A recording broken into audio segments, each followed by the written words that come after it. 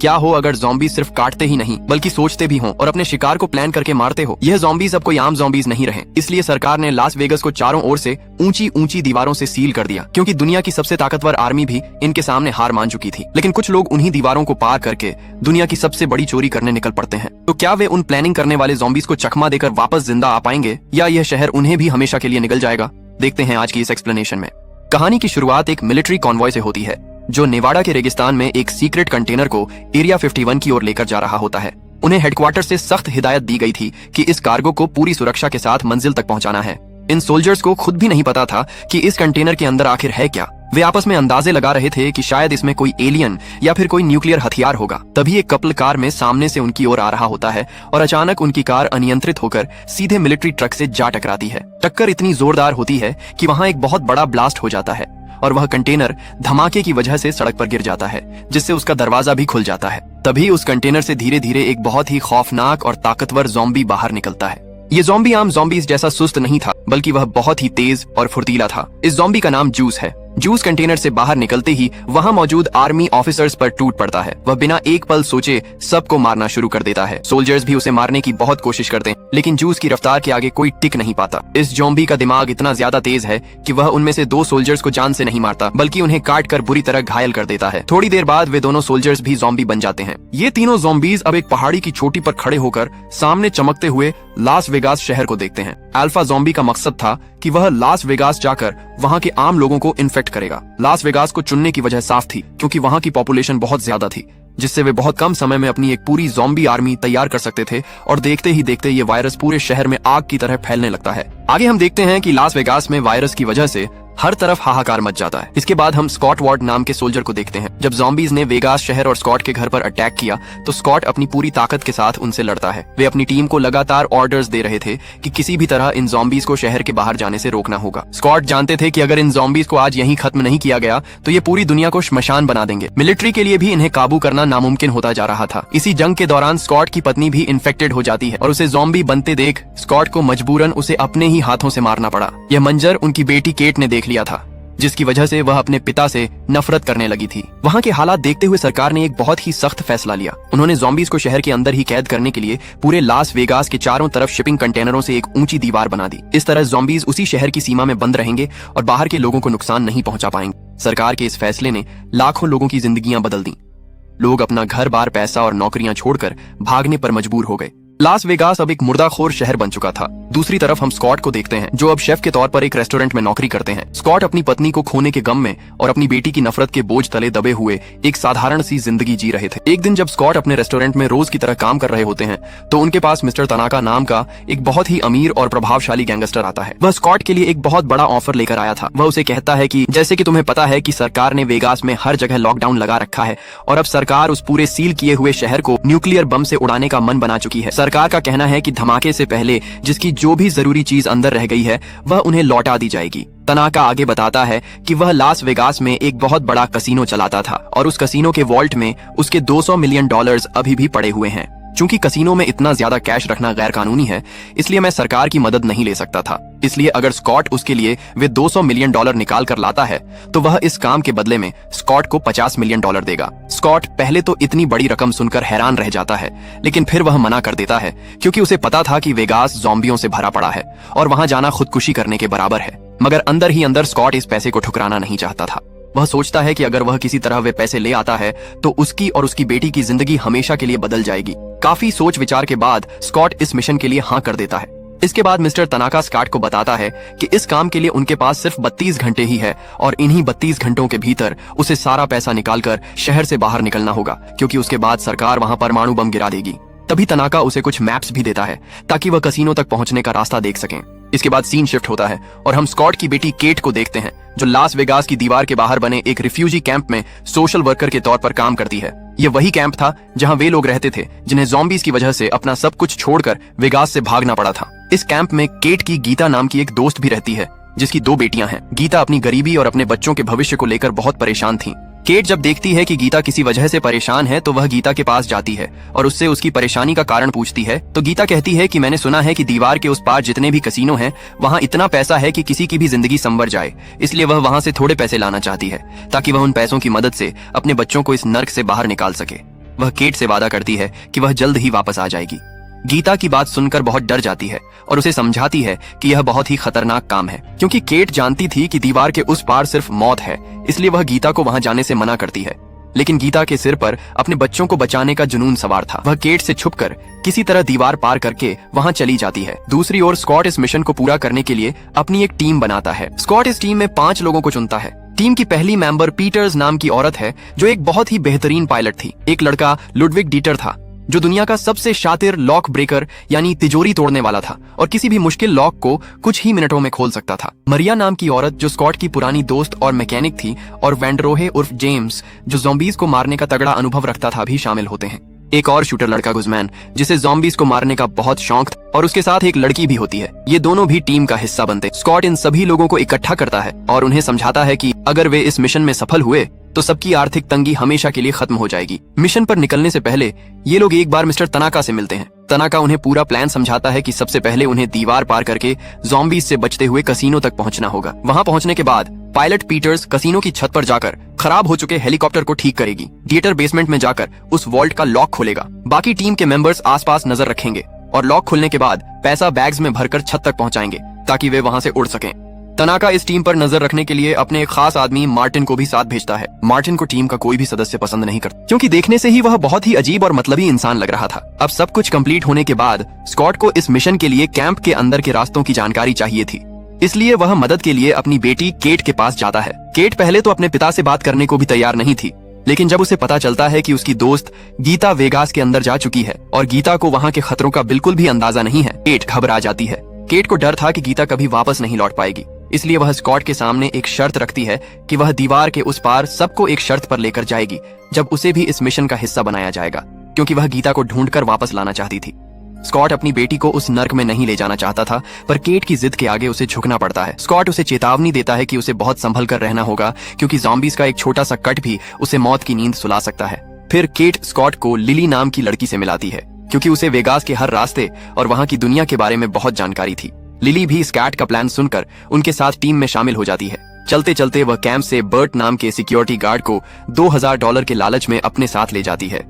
अब ये पूरी टीम अपने खतरनाक हथियार लेकर शिपिंग कंटेनर्स के रास्तों से होते हुए लास वेगास के डेंजर जोन में दाखिल होती है। जैसे ही टीम लास वेगास की सरहद के अंदर कदम रखती है, उन्हें चारों तरफ बर्बादी और सन्नाटे का मंजर दिखाई देता है। शहर की ऊंची इमारतें अब खंडहर बन चुकी थीं। सड़कों पर गाड़ियों और इंसानी हड्डियों का ढेर लगा हुआ था। यहाँ कदम कदम पर मौत का साया था। केट अपनी दोस्त गीता को ढूंढने के लिए बेचैन थी, लेकिन स्कॉट उसे समझाता है कि अभी उन्हें चुपचाप आगे बढ़ना होगा। तभी उनका सामना एक बहुत ही अजीब और खतरनाक जीव से होता है, एक ज़ॉम्बी टाइगर जिसका नाम वैलेंटाइन था। ये टाइगर दिखने में बहुत ही खौफनाक था और कसीनो के बाहर के इलाके की रखवाली कर रहा था। टीम किसी तरह अपनी सांसें रोककर उसके जाने का इंतजार करती है ताकि वह उन्हें देख न ले। वैलेंटाइन के जाने के बाद लिली अचानक से बर्ड के पैर में गोली मार देती है। जब स्कॉट और बाकी लोग उससे पूछते हैं कि उसने ऐसा क्यों किया, तो लिली बताती है कि ज़ॉम्बीज को एंट्री फीस देनी पड़ती है। बर्ड को उन ज़ॉम्बीज को देने के बाद बाकी के ज़ॉम्बी हमें कुछ नहीं करेंगे। लिली यहाँ टीम को एक बहुत जरूरी जानकारी देती है कि वेगास में 2 तरह के ज़ॉम्बीज हैं। पहले वे जो बहुत ही सुस्त और बेवकूफ हैं, और दूसरे वे जो बहुत ही बुद्धिमान और ताकतवर हैं, जिन्हें अल्फा ज़ॉम्बी कहा जाता है। लिली कहती है कि अल्फा ज़ॉम्बीज का अपना एक कानून है और अगर हम उनके नियमों को तोड़ेंगे तो कोई भी जिंदा नहीं बचेगा। जैसे जैसे टीम शहर के बीचों बीच पहुंचती है, वे देखते हैं कि एक बहुत बड़े हाल में हजारों ज़ॉम्बीज हाइबरनेशन यानी गहरी नींद में सो रहे हैं। ये ज़ॉम्बीज सिर्फ तभी जागते हैं जब कोई शोर हो या कोई इनके बहुत करीब आए। लिली सबको हिदायत देती है कि कोई भी आवाज न करे और न ही टॉर्च की लाइट उनके चेहरों पर डाले। फिर पूरी टीम दबे पांव वहां से गुजर रही होती है, लेकिन बदकिस्मती से टीम की मेंबर चैम्बर्स अनजाने में एक सोते हुए ज़ॉम्बी से टकरा जाती है। वह ज़ॉम्बी जाग जाता है, जिससे वहां शोर हो जाता है। देखते ही देखते पूरा हॉल जाग उठता है। हजारों ज़ॉम्बीज एक साथ चैम्बर्स पर हमला कर देते हैं। वह बहुत ही बहादुरी से लड़ती है और कई ज़ॉम्बीज को मार गिराती है। चैम्बर्स समझ जाती है कि अब उसका बचना नामुमकिन है, क्योंकि उसे ज़ॉम्बीज ने चारों तरफ से घेर लिया था और काट लिया था। वह अपने साथी को देखकर कहती है कि वे उसे मार दें ताकि वह उन राक्षसों का हिस्सा न बने। टीम का शूटर गुजमैन बहुत ही दुखी होकर ना चाहते हुए भी चैम्बर्स को शूट कर देता है। इस नुकसान के बाद टीम के हौसले थोड़े डगमगा जाते हैं, लेकिन उन्हें मिशन पूरा करने के लिए आगे बढ़ना ही था। आखिरकार कड़ी मशक्कत के बाद टीम उस कसीनो तक पहुंच जाती है जहां तनाका के पैसे रखे थे। स्कॉट और केट मिलकर बिल्डिंग का जनरेटर स्टार्ट करते हैं और पूरे कसीनो में लाइटें जल उठती हैं। इसके बाद सभी अपने अपने तय किए कामों में लग जाते हैं। पीटर्स रूफ टॉप पर पहुंचती है। वह देखती है कि हेलीकॉप्टर की हालत बहुत ज्यादा खस्ता थी। इधर लॉक ब्रेकर डिएटर बेसमेंट में वॉल्ट के पास पहुंचता है। वॉल्ट को देखकर वह दंग रह जाता है क्योंकि यह दुनिया की सबसे मजबूत तिजोरियों में से एक थी। वॉल्ट को ऐसे सामने देखकर डिएटर को शक होता है कि तनाका ने इसकी सुरक्षा के लिए जरूर हाई टेक सिक्योरिटी और ट्रैप्स लगाए होंगे जो हमें नजर नहीं आ रहे। डिएटर जेम्स को एक आइडिया देता है कि वे कुछ ज़ॉम्बीज को पकड़कर उन ट्रैप्स पर चलाए ताकि हमारी जगह वे मारे जाएं और सारे ट्रैप्स भी नष्ट हो जाएं। फिर वे ऐसा ही करते हैं और ज़ॉम्बी को वॉल्ट की तरफ भेजते हैं। जैसे ही ज़ॉम्बी उन पॉइंट्स पर पैर रखता है, चारों तरफ से गोलियों और तीरों की बौछार शुरू हो जाती है। सारे ट्रैप्स एक्टिव होकर खत्म हो जाते हैं और अब डिएटर के लिए वॉल्ट का रास्ता बिल्कुल साफ था। दूसरी ओर कसिनो के बाहर मार्टिन और लिली आसपास नजर रख रहे थे। तभी मार्टिन लिली से डील करता है कि अगर वह उसकी मदद करेगी तो वह लिली के साथ जो लोग कैंप में रहते हैं उन्हें उस कैंप से निकलवा सकता है। इसके लिए उसे बस रानी ज़ॉम्बी को यहाँ आने के लिए मजबूर करना है क्योंकि वह उसके खून का सैंपल लेना चाहता है। लिली उसकी डील एक्सेप्ट कर लेती है और फायरिंग करने लगती है, जिससे शोर सुनकर रानी ज़ॉम्बी वहाँ आ जाती है और तभी हम देखते हैं कि रानी ज़ॉम्बी प्रेग्नेंट है। इसके बाद मार्टिन उसके सामने जाकर अचानक से रानी ज़ॉम्बी का सिर काट देता है और अपने बैग में रख लेता है। अब वह मिस्टर तनाका का असली प्लान लिली को बताता है कि उन्होंने ये सब पैसों के लिए नहीं किया। इतने कम पैसे तो उनके लिए कोई मायने ही नहीं रखते। उन्हें तो बस इस रानी ज़ॉम्बी के डीएनए की जरूरत थी क्योंकि वह उसके डीएनए से और ज़ॉम्बीज बनाएंगे जो मिस्टर तनाका के लिए एक आर्मी जैसे काम करेंगे। यह सब सुनकर लिली उसे कहती है कि ऐसा करके तुमने बहुत बड़ी गलती कर दी है। अब अल्फा ज़ॉम्बी हम में से किसी को नहीं छोड़ेगा। तभी न्यूज में दिखाया जाता है कि लास वेगस में ब्लास्ट तय समय से 24 घंटे पहले यानी अगले 90 मिनट में होने वाला है।